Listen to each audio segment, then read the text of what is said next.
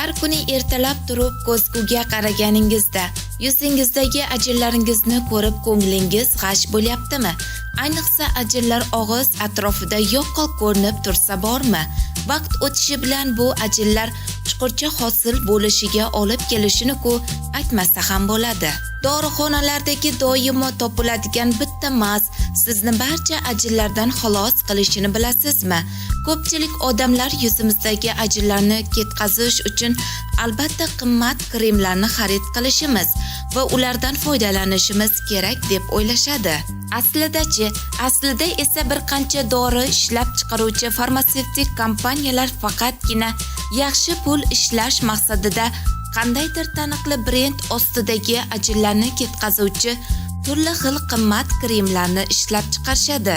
Xo'sh, qanday qilib biz bu qimmat kremlarsiz ajinlardan qutulishimiz mumkin deysizmi?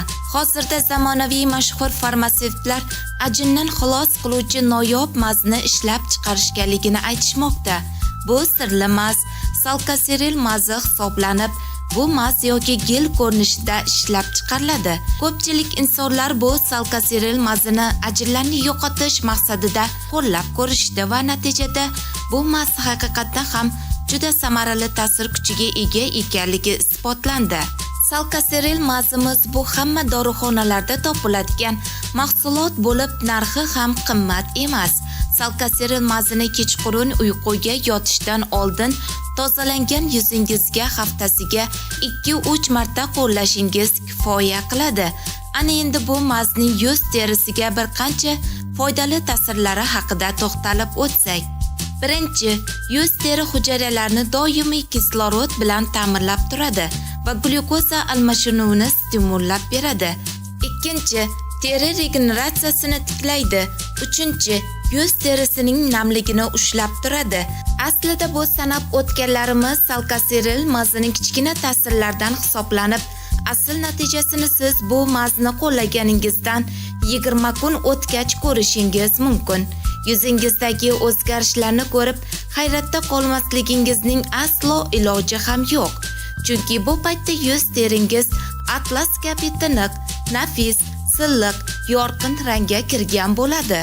Bu muolajamiz ajinlarni samarali ketkazib, mayda ajinlarni yo'qotib, chuqur ajinlarni tekislash va teri regeneratsiyasini tiklash uchun eng yaxshi muolajalardan biri hisoblanadi.